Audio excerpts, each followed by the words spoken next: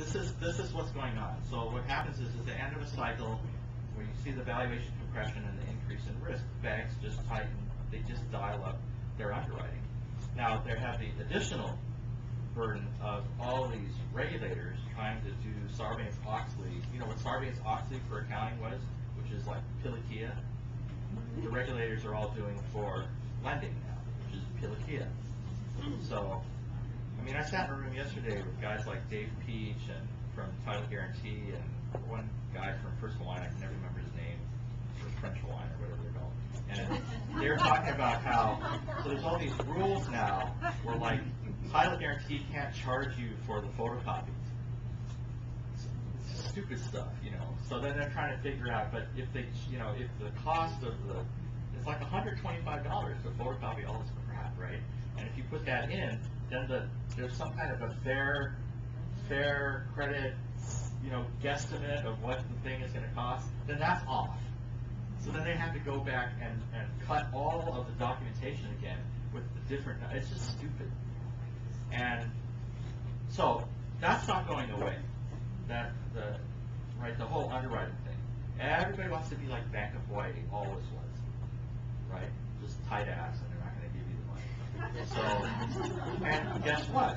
That's why Bank of Hawaii doesn't have any toxicity. You see what I mean?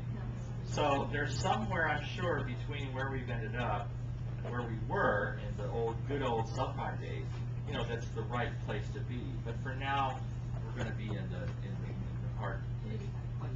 You said that geographically we're good for tourism and maybe two other things. Yeah. What were those? Oh, I don't know. Military. I mean, if you want the numbers, you know, tourism is about 15 to 20% of value added. The government all in is 20 to 25, but 8% of that is federal defense, which is double what it is in any other state.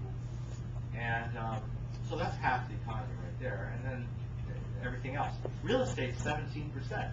But unfortunately, that's not us. It's the buildings. So there you go. Question here and then over here.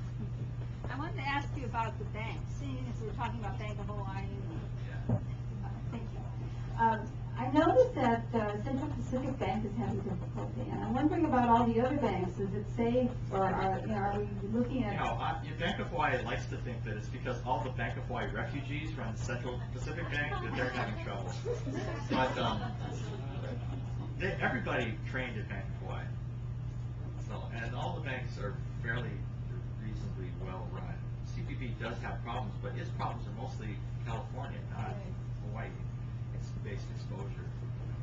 What about a small one like finance factors? You know, anything that has FDIC insurance, Is okay.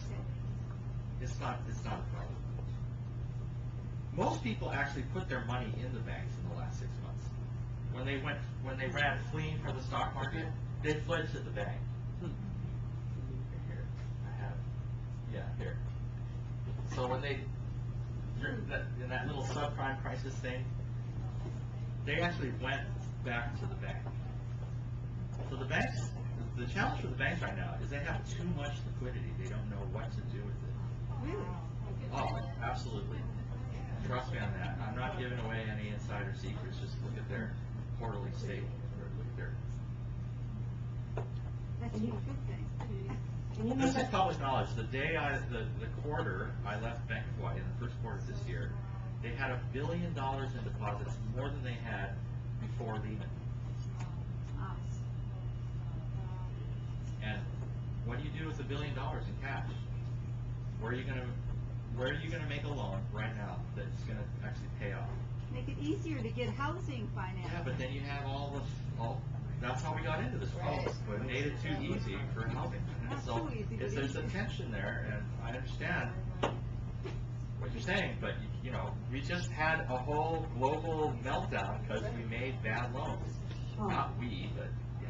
Can you make a comment on inflation, what you think is going to Yeah, happen, and how it will affect interest rates and our housing prices? Yeah, I'm not one of these people that stays up at night worrying about inflation. I think, do I have that in here? I think I left it out, sorry. Let's see if I have it in the back. In the back I have, like, appendices. So let's see if I have it.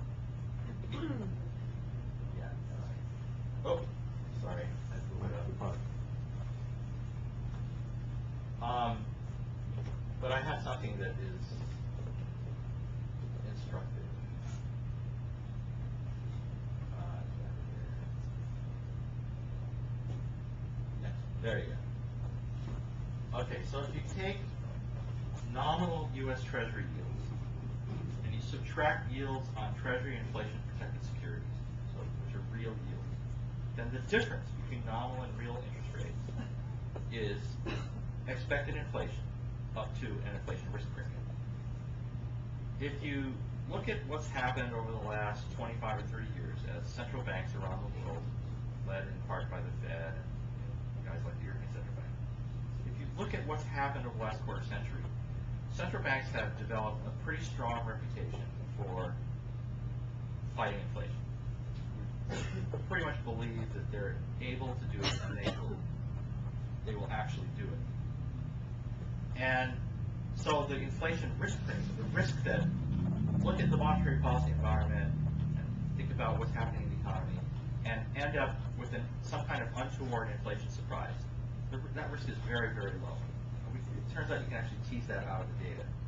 So if you look at nominal minus interest rates minus real interest rates today, the difference, mostly is long-term expected inflation. And if you subtract from nominal Treasury yields across the maturity spectrum, yields on tips across the maturity spectrum, you have a gap, which is the term structure of expected inflation, and that's what that is. And the market today, or as of last month, is saying that from 5 years out to 30, the expected inflation rate is 2%.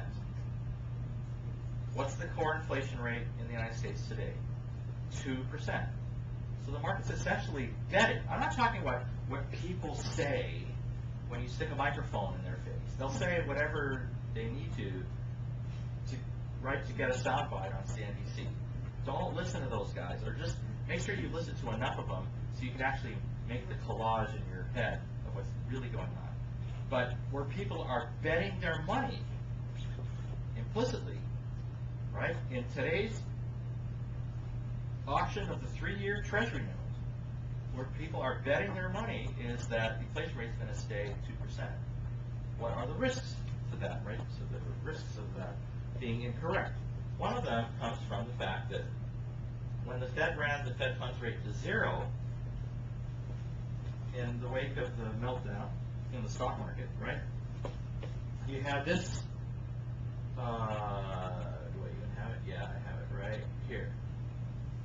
So here's the peak for the stock market in October 2007. The financial crisis starts. Here's Alan Greenspan making a speech in Shanghai saying he's worried about subprime loans. February 26, 2007. It's one of these incredible moments. This is the volatility of the S&P 500. So if you look at the S&P 500 from August, which is when the crisis starts, the peak is in October, the recession starts in December 2007, and all the way down to Lehman, right, this bear market correction. At this point, things fall off the table and volatility explodes. Okay, and in that period right here, the Fed runs the Fed funds rate to 0, so it runs out of ammo. You can't reduce the rate below 0. So it turns to what's called quantitative easing, which is this explosion in the Fed's balance sheet, right, designed to provide the liquidity and to restore some of these channels for credit creation that, on the one hand, have been closed off by the banks that are no longer making the loans, and on the other hand, so the supply of credit's been cut off, and the demand for liquidity has increased because everybody wants to, flee to the safe haven of checking account deposits that are federally insured.